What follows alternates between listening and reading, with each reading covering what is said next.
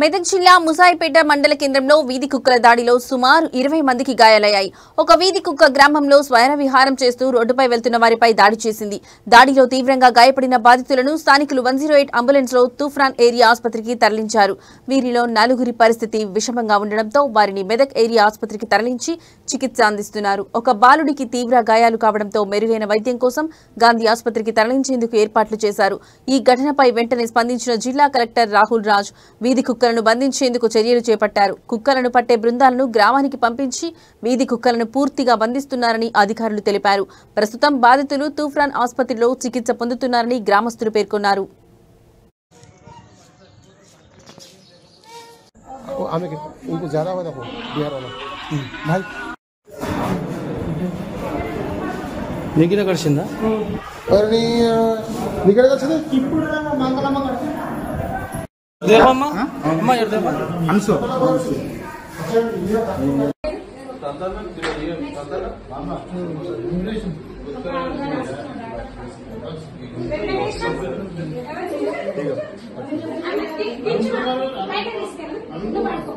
మరి ఘోరం ఉందండి.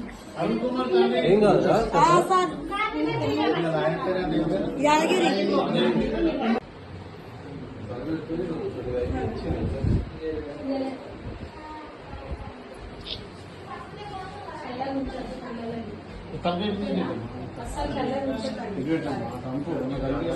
మీది కాదు సైడ్ కన్ను పైకనా తలగా పైకను అట్లా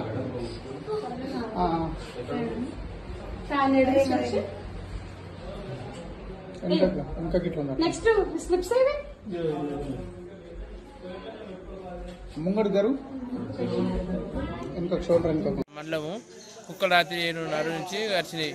ఆ బిడ్డను గడిచినాయి, మరి ఇంకో పక్కపంట ఆమె గడిచినాయి, పెద్ద ఆమెని. మళ్ళీ ఇంకా బాగానే చుట్టూరు 25 మంది దాకా గడిచినాయి. ఫోన్ చేస్తే వాళ్ళు రాలేదు. మళ్ళీ వచ్చాక చంపేసాను. ఏ కుక్క చంపేసింది తెలియదు. కుక్కలు అయితే ఇలా వచ్చి పట్టుకొస్తున్నాడు. వచ్చి వ్యాన్ నింపుకుపోయినాడు 25 కుక్కలు. మాసాయిపేట మండల కేంద్రంలో నిన్న రాత్రి ఏదైతే వీధి కుక్కల దాడిలో విచక్షణ రహితంగా వీధి కుక్కలు ఒక 16 మందిని కరవడం జరిగింది. వారిని తూప్రాన్ ఏరియా ఆసుపత్రికి తరలించగా అక్కడ ట్రీట్మెంట్ చేస్తూ కొంతమందిని ఒక 4గురిని మెదక్ ఏరియా ఆసుపత్రికి తరలించడం జరిగింది. అయితే ఒక బాబుకు మాత్రం కొంచెం ఎక్కువ గరిచిందని తనకు గాంధీ